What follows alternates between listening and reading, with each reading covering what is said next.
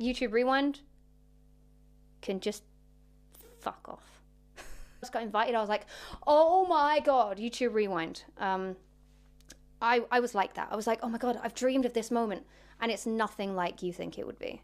It's not glamorous.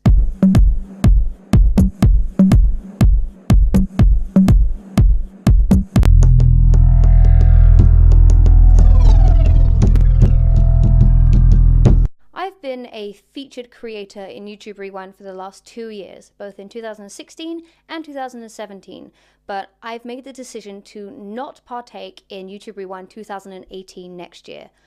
And these are my reasons why.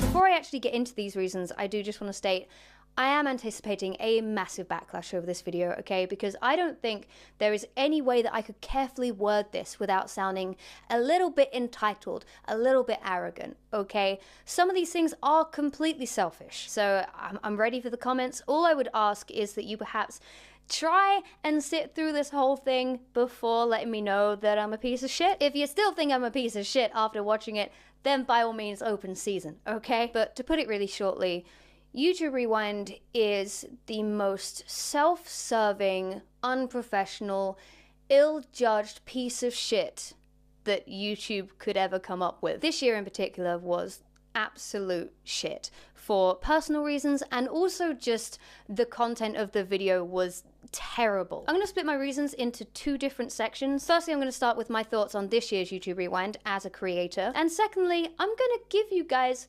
my experience of being on the set of YouTube Rewind for the last 2 years. Spoiler, it fucking sucked.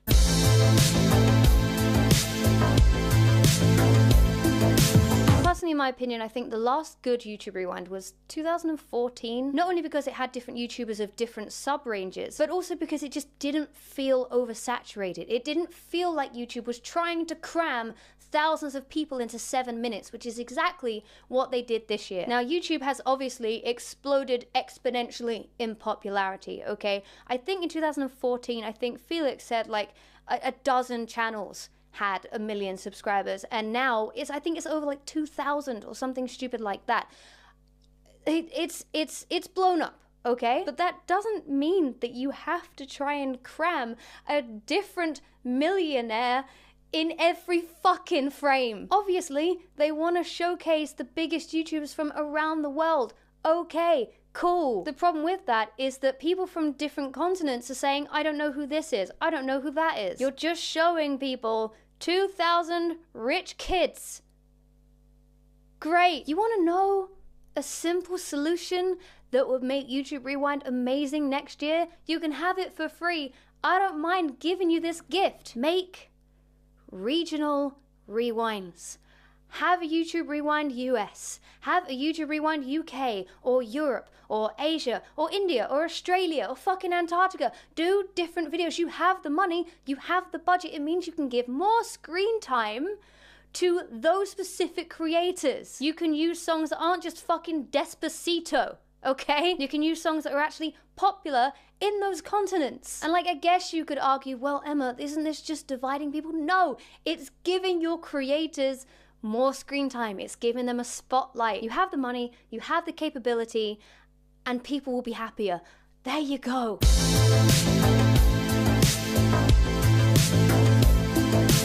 This point doesn't really work with the last point.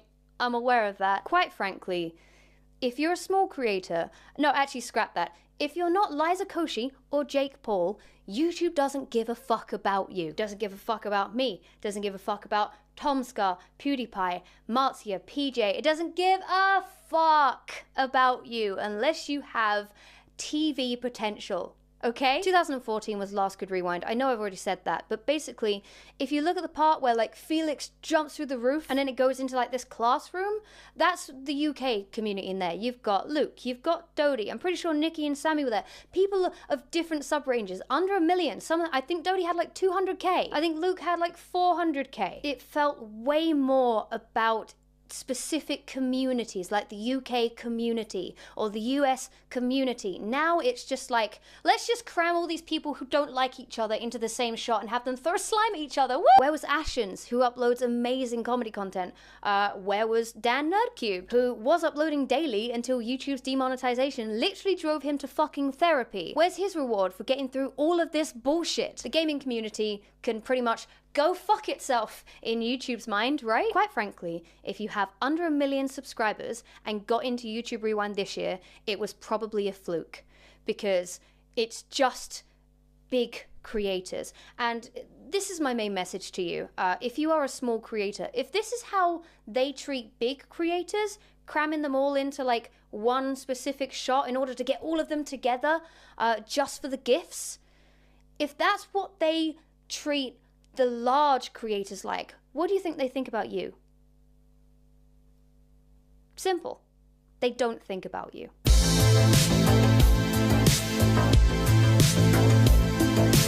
I want to get very, very specific on this point.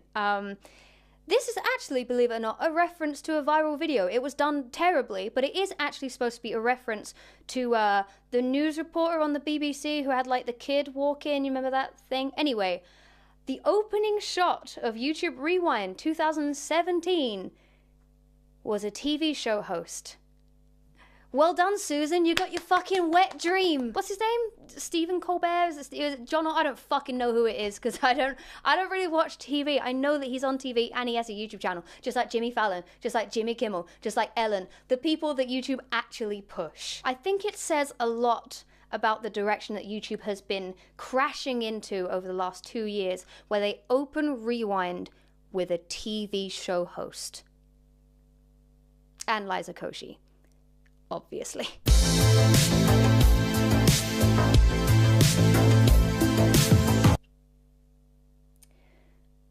I kind of get why they thought this was a good thing to put in. I can see how they naively went, this is a really nice message of peace, kumbaya, I get it.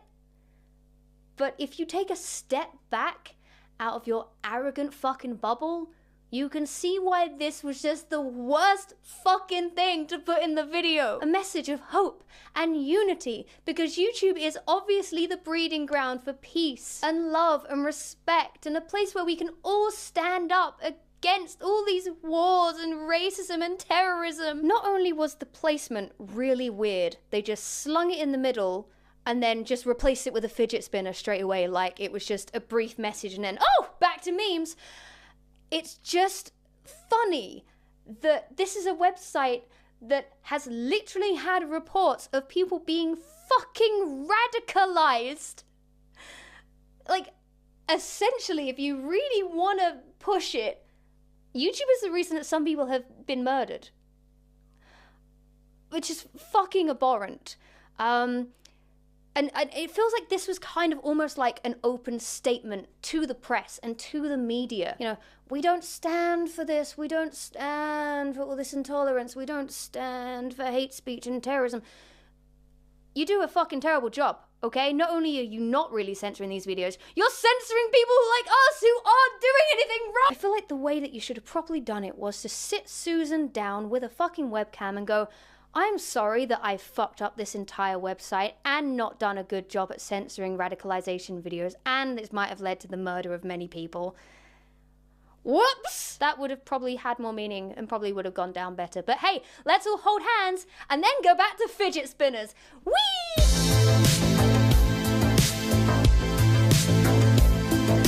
So as I said, I've been in the UK community section of the YouTube Rewind videos for the last 2 years, 2016 and 2017. Now, before I get onto this section, another disclaimer.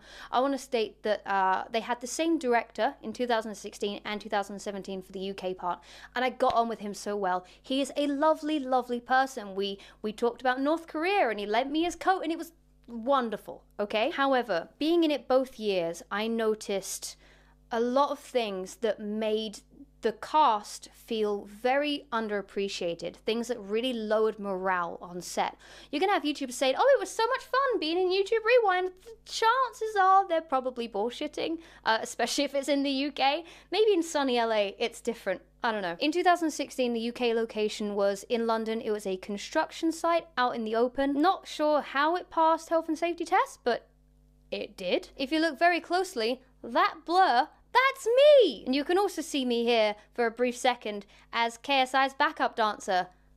Thank you very much. In 2017, if you look very closely and maybe don't blink. Oh! Did you see it? That's me! That's me! I made it! Mom, I'm famous! 2017 was filmed at an all-boys school in London. Both shoots were outdoor shoots. Oh, we had fun. We did not have fun. That was a lie. It sucked. So I just want to state that obviously I know that all film shoots, whether it's a short film, a Hollywood movie, or YouTube Rewind, I know that there are always massive waiting times because you're not the only person being filmed, okay? You have to wait your turn. I understand that. There is always more waiting than there is actual filming.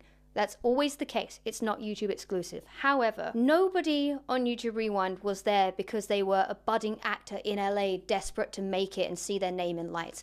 No one was there, you know, just to be a background extra. We were all there because we've basically been conditioned to believe that YouTube Rewind is a massive privilege, that we should feel honored to be a part of it, which seemingly justifies the long hours standing around in the freezing cold, unpaid, I guess. More on that later. So the first year was middle of October 2016, and this year was the beginning of November. Don't know if you've been to the UK, but it's pretty fucking cold then. I actually went back and looked it up. Last year, middle of October, it was around 11 degrees Celsius in the morning at like 8:45 when I was due to be on set. It felt like maybe 3 degrees. You could see your breath in the air. So let's talk about the first year. Got in the car that YouTube paid for. Just, you know, I can't take that away from them. They did pay for my transport. I don't think they paid for many people's transport, but they did pay for mine. Got in the car at like 6:30 in the morning. Got there for about, I think like 8:15. I was due to be on set at 8:45, and I remember turning up early because traffic was really, really good. I turn up on set. I go to wardrobe where they're like, here, have some ugly black jeans and some ill-fitting boots. And you're going to be wearing just a shirt. No, it's October, but just a shirt. Got dressed, they did my face, kind of well, I guess. And then, booted out, you know, out of wardrobe, you know, moving on your own. And then pretty much we were all just left standing around waiting for our part. Now, I actually had to pretty much offer up my services to be in other shoots, in other parts of the shoot, because I was so mind-numbingly bored waiting for my part. Like, I didn't have to film, I think, until like 2:30, 3. So why I had to be there at 8:45, I don't fucking know. But it was my first year, and I was excited. I was like, okay, this is great. I'm gonna be in YouTube Rewind. I'm gonna get my moment. Everyone's gonna recognize me. It's gonna be great. And it was just a really difficult day. It was like a 9-10 hour day, just out in the freezing cold. Now, you could say, Emma, everyone works out in the cold, okay? People have real jobs, you know? They work 9-10 hours on their feet in the cold. I know, I've done that too, but every real job I've had, I've been paid for it. Again, more on that later, I think. Morale was pretty low. During the dance part, where you see me for at least 2 frames, I was the backup dancer for KSI and Casper, who, can I just say, were absolutely lovely and really professional and very sweet as well. And they just nailed it. Every single take, they did it perfectly. But for some reason, we had to get it again and again, and for safety, and from this angle and from that angle. I felt like maybe YouTube, the higher-ups, were, you know, telling our director, get every angle, get as much as you can, only for them to use maybe like 1.5, 2 seconds of a 3-hour shoot, you know? It's rough. Oh yeah, Emma, poor you. You know, being a YouTuber, it's so hard. You have it so difficult, Emma. You had to do 1 day of actual labor. Nobody, whether you're in Hollywood, whether you're working at a drive-thru at a fast food restaurant, whether you're on a YouTube shoot, nobody should have low morale when they work. Nobody should be made to feel undervalued and like, you know, you're just a GIF or you're just a tweet for YouTube Rewind. And that's definitely how a lot of people on that shoot felt. And I can tell you, there were so many people on that shoot who I won't name who were also very frustrated and very annoyed and very exhausted and very cold. My manager, who is he's lovely, but he's very quick to call out if I'm being an egotistical brat. You know, he will say, Emma, you're being a fucking entitled asshole. Even he was saying, this is ridiculous. We've been here for so long. Everyone is fed up. He was bored out of his mind. I was bored out of my mind. Everyone was just fed up. So let's talk about 2017, right? Emma, if it sucked that much, why did you go back? Why did you do it another year? What's fucking wrong with you? Because last year sucked so much. And because this year has been like a really, really like cool, important year for me with the Apple Music thing and, you know, writing and releasing my own book and doing a tour. Because it's been such an amazing year, we went back to YouTube and said, hey, thanks for inviting us to come back this year. Emma would love to take part. We would just like clarification that maybe this year things are easier. You know, the shoot will be quicker and that Emma will get more screen time. I'm not that petty about screen time, okay? I'm not saying I should have been like the big focus. I was one of the smallest people on YouTube Rewind, okay? 1.4 million subscribers is not that big anymore. So I get that I don't get like a massive feature. I understand that. But I think anyone of any size, if they were on set for like 10 hours in the freezing cold, filming for like 3 hours, doing the same dance over and over again, I think if they got like 2 or 3 frames in the video, they'd be pissed off too. You know, it doesn't matter if you're big or small, that would infuriate anybody. We got an email back from YouTube saying, hey, yeah, Emma's had an amazing year. We promise that Emma is gonna get a frontal shot of her pouring slime on herself. It's gonna be amazing. She's gonna be front and center. And we were like, great. This is all I wanted. I just, my little arrogant self, you know, all I wanted was my moment. So 2017 for the UK was set at an all-boys school. At least I think it was. It was some sort of boarding school anyway, in London. Again, it was another early shoot. It was like, you know, turn up at like 9 o'clock, I think, for me this time. There were people who had been there for hours and hours before me, like Tom Scar, Connie. They'd been there from like 7:30 in the morning, which, you know, I definitely do not envy. I get on set and again, it's the same thing, the waiting around in the cold. Obviously, you could go in the building, you could go in the classrooms to warm up, but the thing is, you know, you needed to be around just in case you were called on set. You know, did the makeup, did the wardrobe, it was just like a plain hoodie, I think, this time. And then the wait began, the cold, dreadful wait. It was actually slightly warmer this year, but it was still really pretty cold. Hours of waiting. I remember that lunch was called before I was even filming. I was there from like 9 o'clock and I didn't get on set, like on filming, until like way past lunch. So I was just sitting there for like 4 hours doing nothing. Again, I know that's how it works, but that doesn't mean that it didn't suck. I finally get to my filming part, and it is supposed to be me, Dan TDM, some other guys, I think from Spain, and Saffron Barker, and we are supposed to be in this little pool of slime, which was anticipated. They had briefed us on that. This pool of pink slime, and we were going to be picking it up and splashing it around and dancing and throwing slime at the wall, and it was going to be great, you know? Where the hell did that sun go? I finally, after hours and hours, get into this tiny little pool of slime. And, yeah, it's cold. The slime is cold. Of course it's fucking cold. I ended up sitting in the slime for, I would say, 1.5 hours to 2 hours, which is a long time to be covered in this thick, heavy slime, and it was really heavy as well. And I got soaked in it. We all did, you know, but I specifically, for reasons that I will talk about in a second, I got absolutely just covered head to toe in this slime. Out in the cold for 2 hours, yeah. That was definitely rough. Now, there was kind of this unspoken thing between myself and the team. I guess it was unspoken just in case I made an exposed video. It was basically like an unspoken promise that if I did something nuts in the slime, if I did something really cool, then I would get my moment, I would get my moment of, you know, on-screen time for at least like 2 seconds. I just wanted 2 seconds out of 7 minutes, you know? How arrogant of me. So I was like, you know what? You know, you can't expect something for nothing. I'm going all in. If I show how dedicated and committed I am to getting this front and center bit, then the editors will be like, hell yeah, this is a great shot. So I got down on my knees, all right?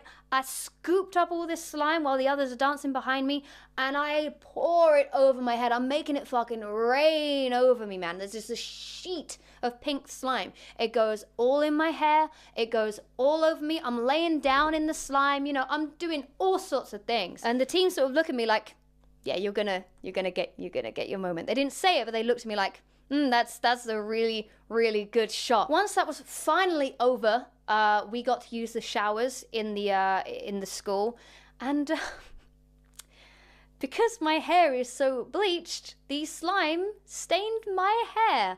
I was not told that the slime was obviously made with fucking food dye, which of course, when you've got bleached, damaged, porous hair like I have, it stayed pink, like a pastel pink, for like 2 weeks before it finally shampooed out. It took a long time. I nearly had to go. I was very close to going to the hairdressers and saying, just cut it, just cut this. I can't get it out. You know, I didn't want to dye it dark because I was like, this is. We ended up emailing YouTube and being like, hey, we're gonna need some like compensation for this at this point because you've ruined. It was dry. It was like breaking off because it was made of glue. This slime was made of glue. Okay, I don't know. I don't make slime, you know? I guess you could say that was my fault, but I do think maybe if I'd been prepped on it, maybe I wouldn't have done the slime thing, you know? So I got my hair stained.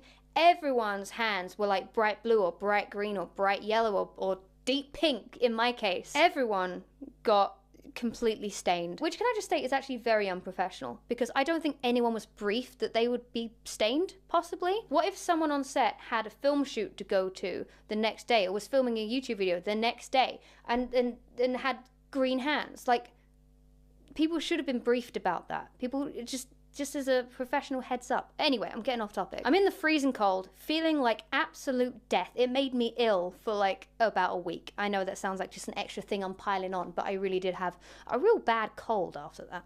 I forgot about that. That was rough. I got completely stained, but it was okay because I was gonna get my moment, right? My moment. Did you miss me? Did you? There I go. That was 9 hours on set, drenched in slime that you guys didn't see. Oh, actually, no, I was wrong. You do see me get covered in slime. Do you know where you see it? Yeah, that's my couple of seconds of screen time. Fuck yeah, worth it. It was just an unpleasant experience, and I don't put it down to the director. I don't put it down to many of the crew members. I believe they were told by heads up on Skype or something what to do. I don't blame them. I just think the whole thing was bullshit. Everyone was cold and done. By the end of the shoot, everyone was just like, I'm done. Just get me in the shower. Everyone was fed up with it. Morale was low. But I feel like we need to talk about another couple of things.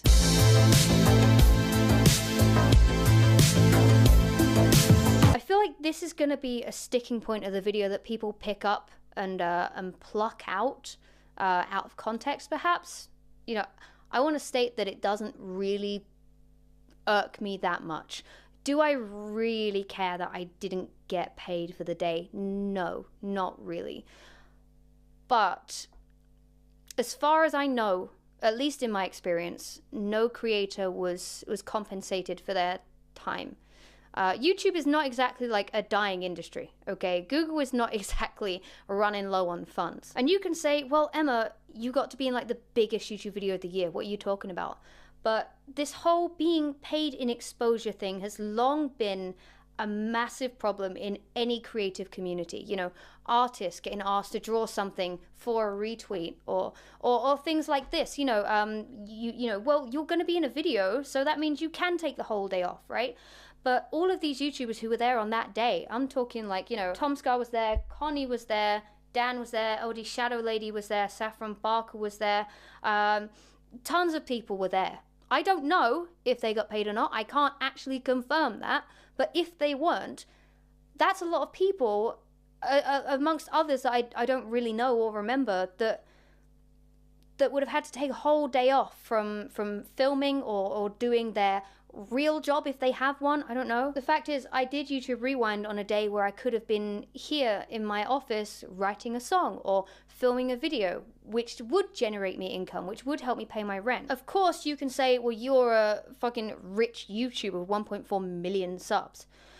But anyone contributing to a service should be paid. Unpaid work has been like a massive conversation this year. So I'm actually kind of glad that YouTube Rewind accidentally covered it. You've got loads of retail workers who weren't paid for their extra days or extra time. You've got the argument about the wage gap. You know, nobody should feel like they are underpaid or not paid at all if they're doing a service, if they're providing something. And we were providing our brands, right? I'm aware of how I sound right now. Okay, I know. It's disgusting. I actually got a tweet from someone saying, even in Hollywood, extras are paid now. Extras are paid. And the people that you're, you know, acting like, you know, oh, we'd love to have you on set, they're not compensated for their time, which I just, you know, it just added to the low morale of the whole thing. It was like an underlying unsaid thing, like, well, I guess none of us are getting paid here. No one said it, but like, it was a vibe. I felt like it was a vibe. Maybe it's just me, money hungry, YouTuber. Hey! Like I said, do I massively care? No, not really. But there will be people who will have deserved to have been gotten paid and they weren't paid, you know. Or maybe worst case scenario, maybe some of them did get paid and some didn't. I couldn't tell you that, but I wouldn't be fucking surprised.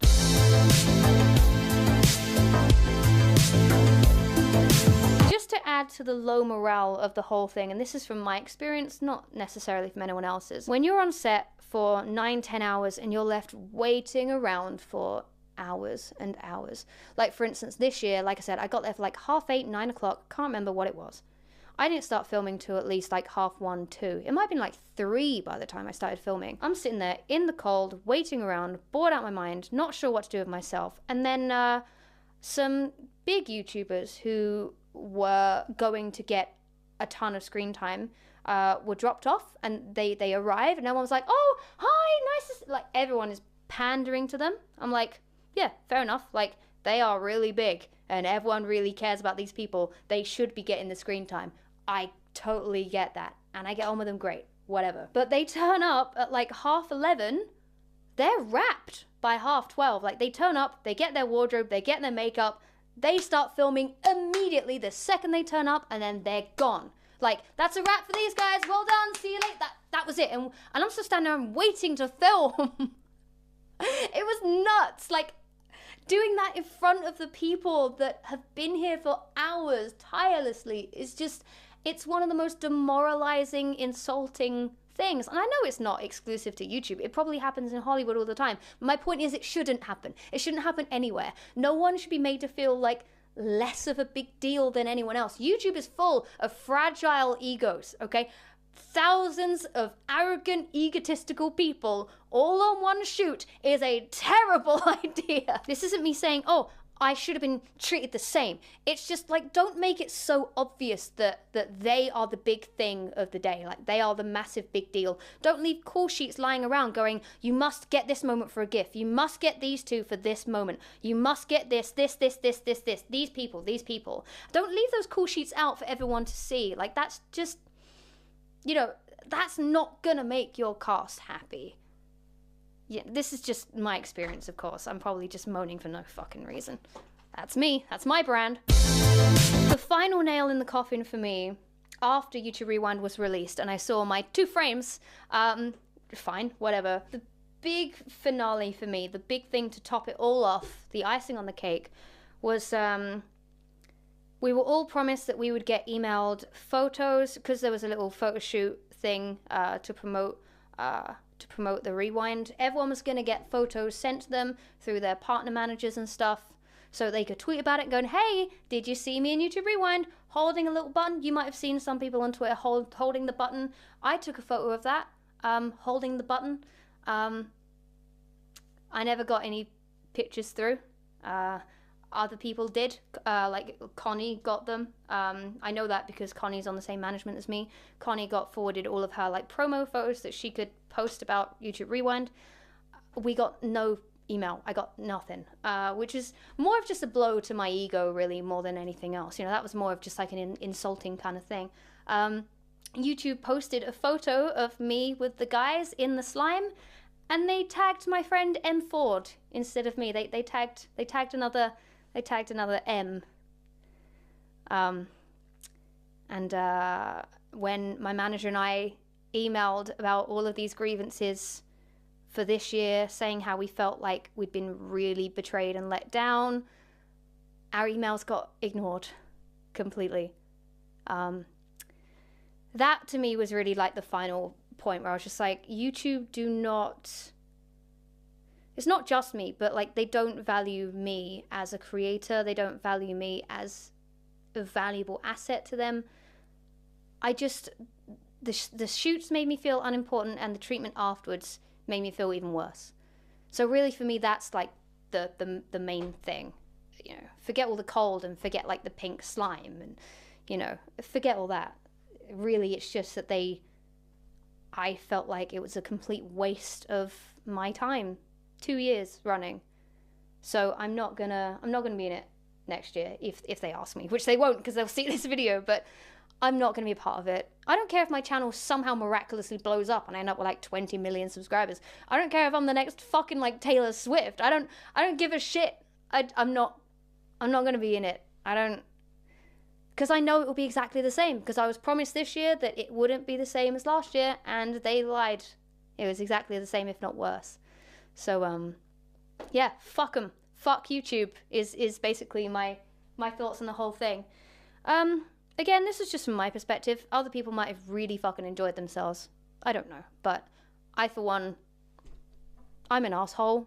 I wanted my moment, and I didn't get my moment. So, it just sucked. It just sucked. I understand that there are going to be a lot of people saying, Emma, there are thousands of people who would have given anything to have been on YouTube Rewind. So many small creators who are trying to make it, who would have loved to be in your position. But until you're actually on the set where you're treated like a piece of crap or not really spoken to or out in the freezing cold, until you're doing that and you feel like you might as well have not been there, then you can't say it. I promise you. The idea of YouTube Rewind sounds amazing. From the outside, when I first got invited, I was like, oh my god, YouTube Rewind. I was like that. I was like, oh my god, I've dreamed of this moment. And it's nothing like you think it would be. It's not glamorous. Yeah, it sucked. So, anyway, that was this impeccably long video. My apologies. Thank you so much for watching. Let me know if you think that I'm just a butthurt, egotistical asshole. I'm still making videos, by the way. This isn't me, like, leaving. In fact, next year I'm actually going to be trying to film more stuff. But YouTube Rewind can just fuck off. Catch you later.